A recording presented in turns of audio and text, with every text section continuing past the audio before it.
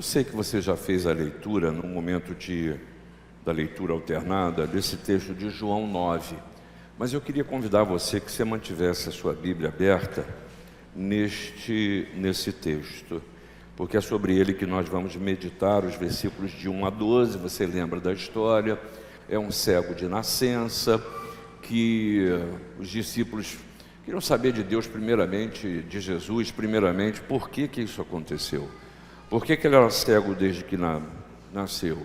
A segunda questão que eles trazem, Jesus o cura, Jesus o abençoa, e a história se dá como você acabou de ler.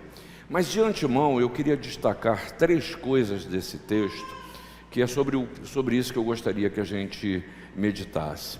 É claro que ao preparar essa palavra, eu quis fugir do texto, eu não quis falar sobre isso. Por quê? Porque são coisas muito pesadas, muito duras, mas são basilares na sua vida e você vai perceber o porquê.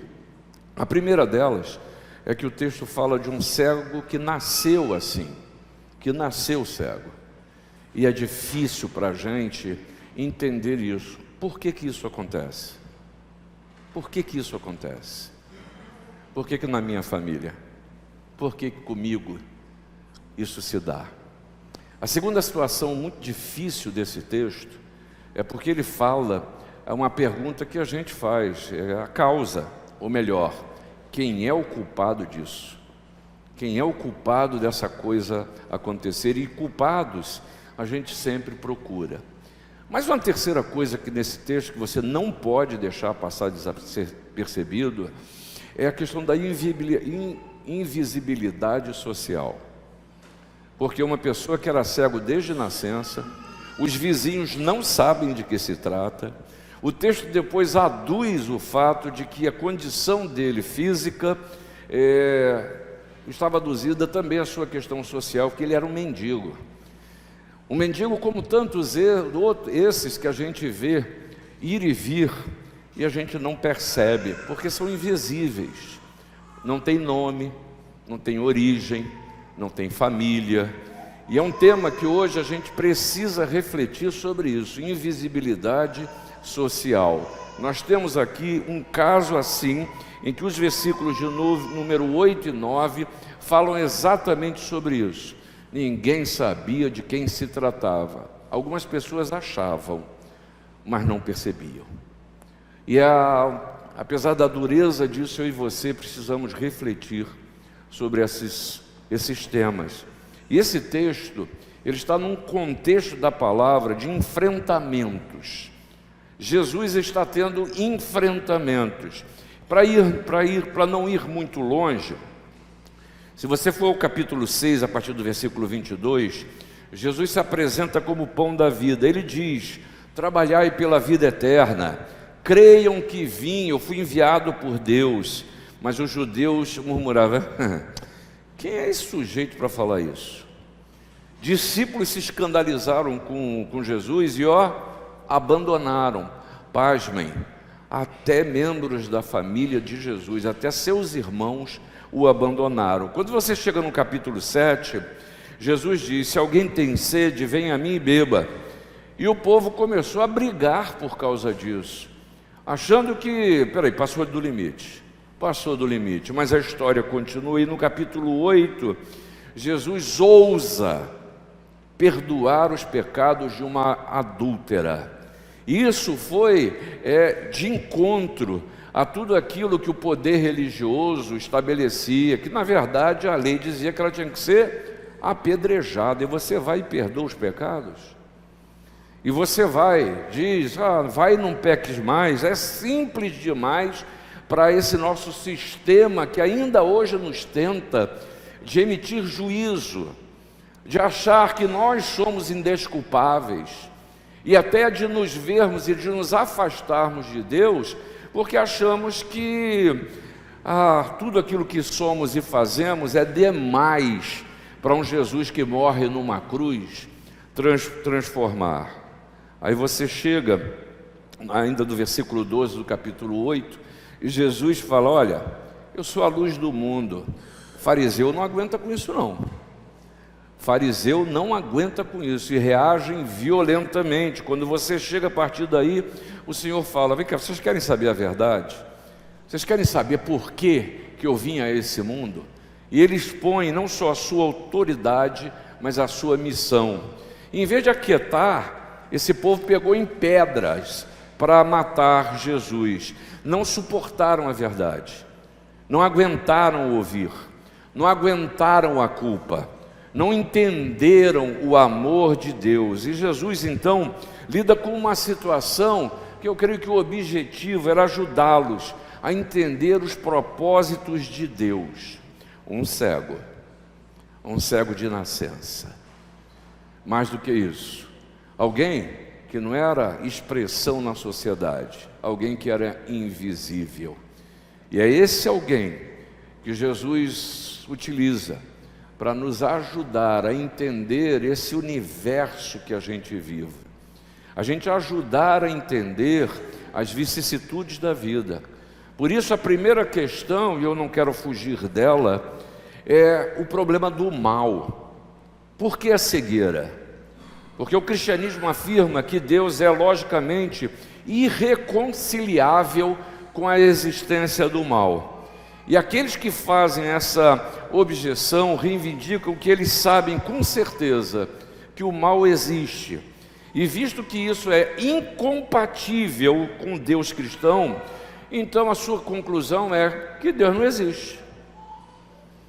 Se o mal existe, isso é incompatível com Deus, está provado que Deus não existe, ou o que é pior, não tem força.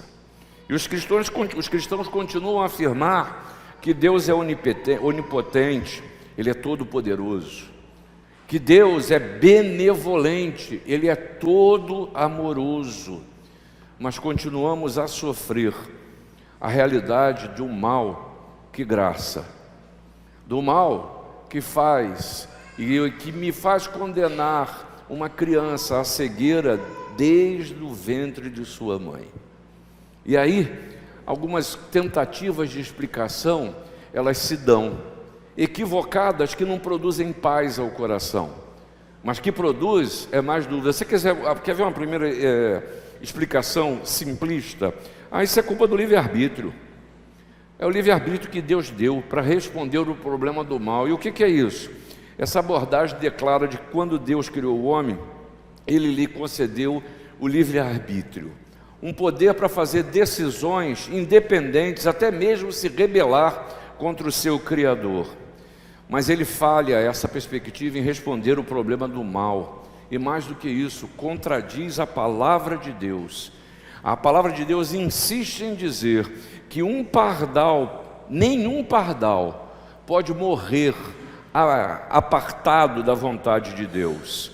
E diz Jesus lá no Evangelho de Mateus, no capítulo 10, não se vendem 2 pardais por um asse, e nenhum deles cairá em terra sem o consentimento do vosso Pai. E Deus, ainda falando através do profeta Isaías, nos ensina que o conselho dele subsistirá e farei toda a minha vontade. Portanto, falar em livre-arbítrio não responde o problema do mal, mas tenta transformar o homem num Deus, em que a sua vontade pode mudar, inclusive, o projeto de Deus para a sua vida. Aí eu tenho uma segunda tentativa. A segunda tentativa de explicar os males que a gente enfrenta fala sobre a questão da capacidade moral. O que é isso? É uma outra suposição muito popular, é que a capacidade moral é um pré-requisito da responsabilidade.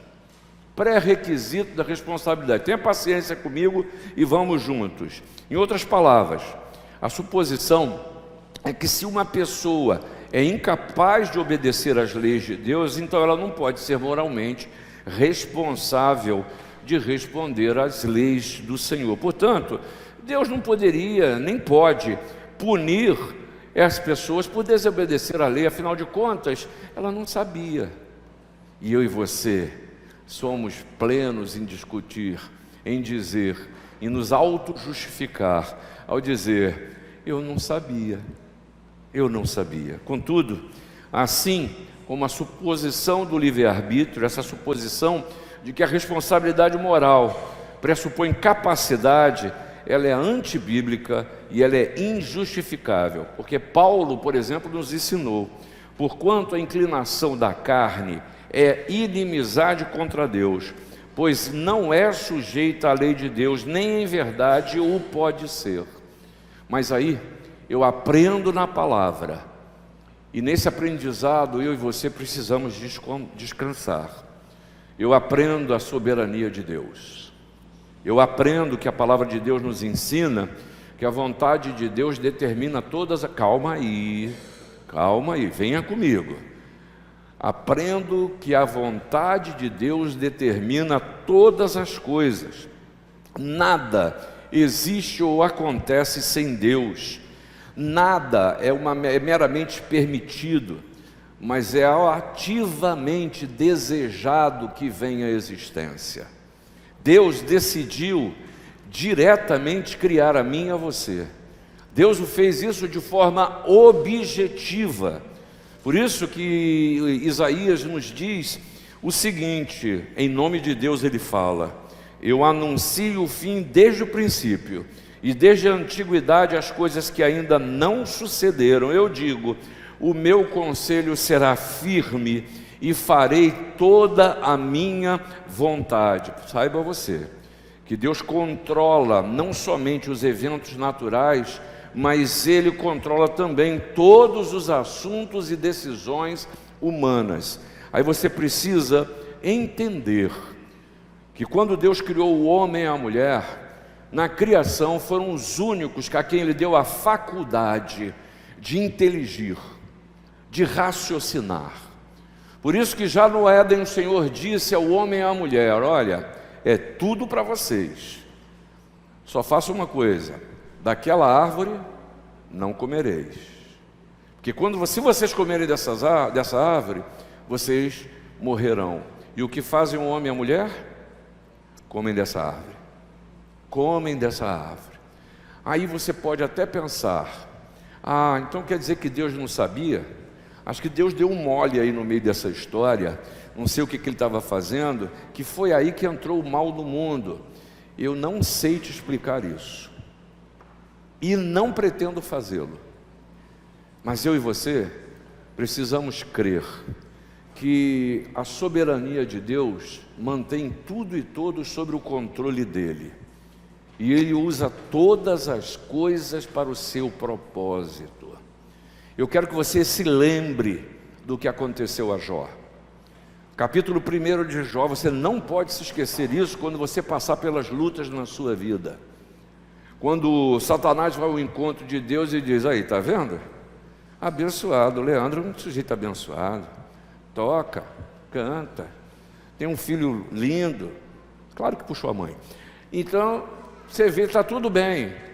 E aí o Satanás chega e diz o seguinte: é claro, né? Com a sua mão, com a sua bênção fica fácil. E Deus diz a Satanás o quê? Pode tocar em tudo que ele tem, pode lidar com tudo, mas tem uma coisa, hein? Na vida dele você não toca. Na vida dele você não toca. O resto da história você conhece. Tudo se perde, passa por todos os males que a vida se nos reserva, e Deus restaura o todo, porque a última palavra da sua vida não está na mão de outro que nem do próprio Senhor. Segunda coisa que eu e você precisamos aprender, né, a soberania de Deus sobre a sua vida, é que o mal, ele não vai ser vencido, ele já foi. Nós estamos vivendo os estertores, e aí aquela coisa que a gente diz muitas vezes nas nossas discussões, de que aquele que mais grita é quem menos tem razão. Você já ouviu falar disso, né? Quem mais grita, né? E até no seminário, o professor de homilética dizia: quando seu argumento for fraco, grita, né? Quando você não souber o que falar direito, fala alto, porque é isso mesmo. Você pode ver nas discussões que você tem, na medida que você vai elevando a sua voz, é porque a insegurança está batendo, e você precisa falar mais alto para ver se você se convence que tem razão. Pois é isso, o mal já está vencido. E por isso, muitas vezes, é curioso quando eu e você temos atração em saber do mal, em conhecer o mal, em fazer o mal. Por isso que o Senhor, para a sua glória, para a sua honra, Ele nos permite viver e ter a certeza que em Jesus nós vencemos o mal. Mal não pode ser um estilo de vida para aquele que confessa o Senhor Jesus como seu Senhor e seu Salvador. E aqui, muito mais do que uma definição teológica, do que encontrar a razão de uma cegueira de nascença, é eu descansar o coração num fato que eu não entendo, mas eu preciso confiar nos propósitos de Deus. Nos propósitos de Deus. A pergunta do porquê é assim, ela sobe ao meu e ao seu coração, mas eu preciso confiar nas intenções e no propósito de Deus. Eu preciso viver a realidade de que todas as coisas cooperam para o bem daqueles que amam a Deus. E você que já me ouviu citar esse versículo, eu sempre repito, tem certas horas que eu não entendo esse cooperar para o bem, mas em confiança eu preciso descansar na certeza de que a minha vida é um processo nas mãos do Senhor. A segunda coisa que esse texto faz questão de destacar é algo que para a gente é muito importante, e os discípulos de cara eles pegam isso, e a pergunta dos discípulos em síntese é: de quem é a culpa? De quem é a culpa? A gente sempre quer um culpado. E nesse versículo 2, na verdade, eles estão expressando uma crença de Israel. Isso aqui não era uma suposição.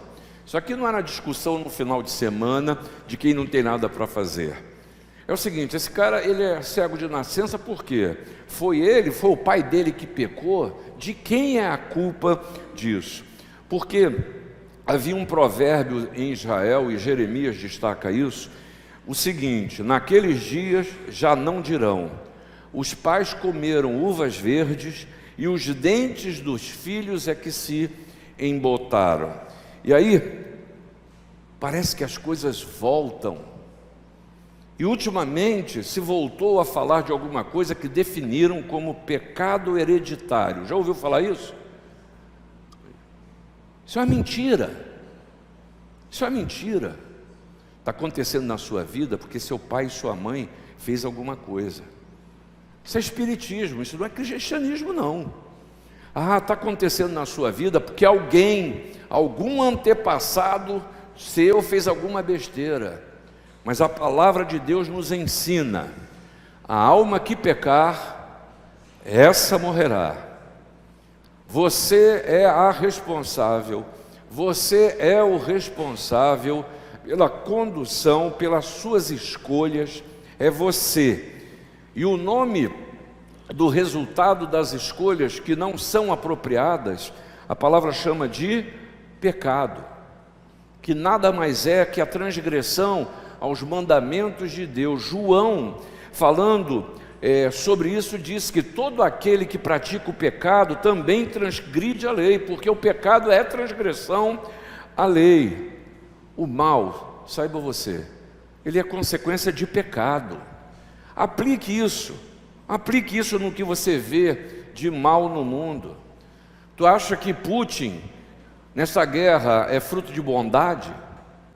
Matar, deportar, mas não julgue só um lado, porque toda guerra é fruto da maldade do coração, destruição, egoísmo, maldade.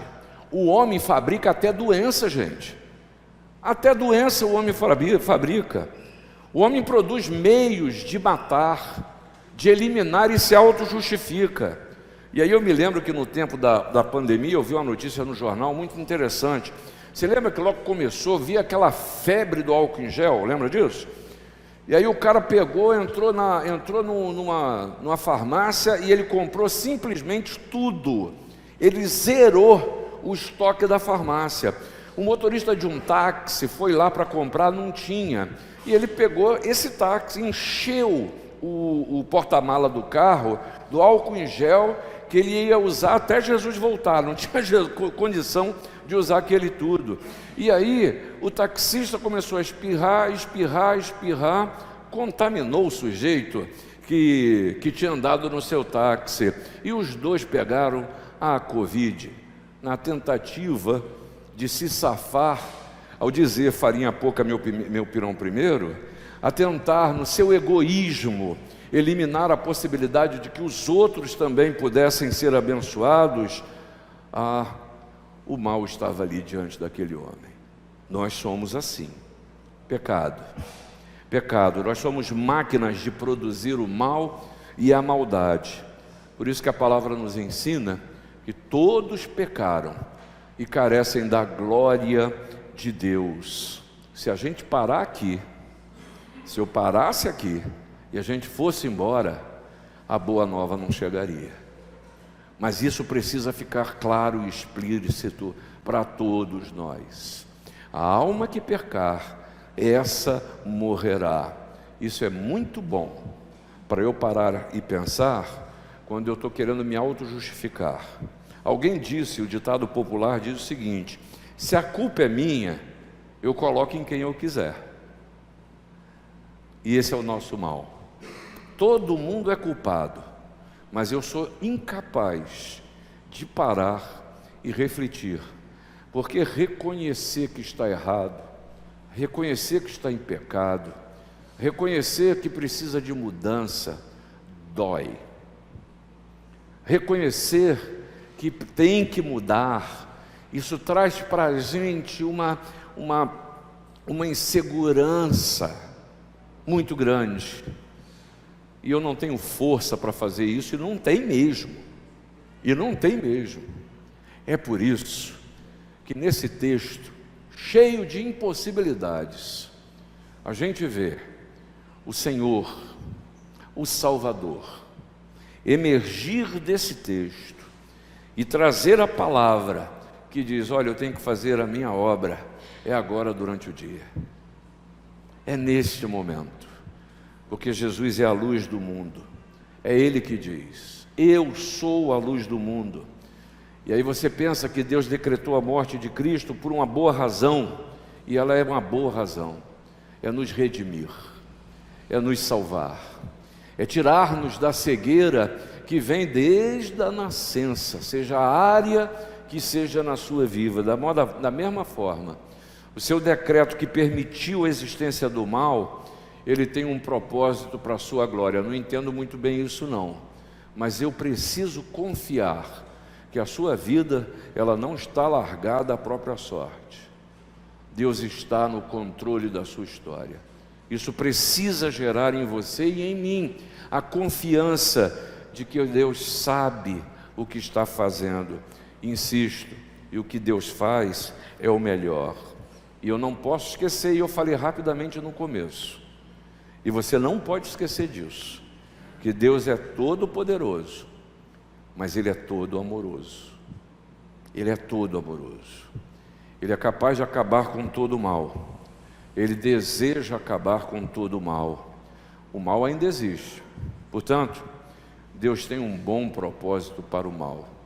Que contrassenso! Deus tem um bom propósito para o mal. E muitas vezes Ele permite que a minha forma de enxergar a vida enxergue como se fosse o mal. Mas é o remédio que Ele está nos dando para produzir cura.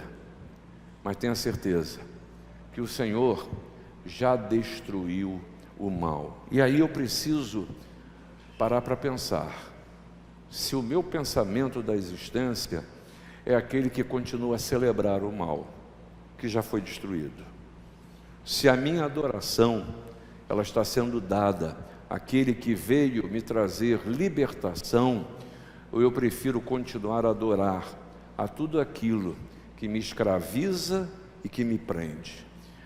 É a hora de pensar no que Jesus nos disse. Posto que miríades de pessoas se aglomeraram a ponto de uns aos outros se atropelarem. Passou Jesus a dizer, antes de tudo, aos seus discípulos: acautelai-vos do fermento dos fariseus, que é a hipocrisia. Nada há encoberto que não venha a ser revelado, e o oculto que não venha a ser conhecido, porque tudo o que dissestes às escuras será ouvido à plena luz, e o que dissestes aos ouvidos no interior da casa será proclamado dos eirados. Digo-vos, pois, amigos meus, não temais os que matam o corpo, e depois disso nada mais podem fazer. Eu, porém, diz Jesus, vos mostrarei a quem deveis temer. Temei aquele que depois de matar tem poder para lançar no inferno. Sim, digo-vos, a esses devem temer. Não se vendem 5 pardais por 2 asses? Entretanto, nenhum deles está em esquecimento diante de Deus. Até os cabelos das vossas cabeças estão todos contados. Não temais, bem valeis muito mais do que os pardais.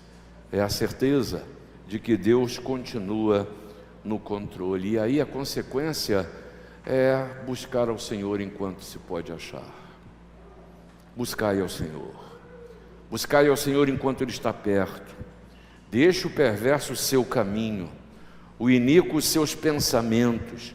Converta-se ao Senhor, que se compadecerá dele, e volte-se ao nosso Deus, porque Ele é rico em perdoar. É hora da gente atender ao chamado de Jesus: vinde a mim, todos vós que estáis cansados e sobrecarregados, e eu vos aliviarei. Tomai sobre vós o meu jugo e aprendei de mim, porque sou manso e humilde de coração, e achareis descanso para a vossa alma, porque o meu jugo é suave e o meu fardo é leve. É excelente ferramenta para você olhar para dentro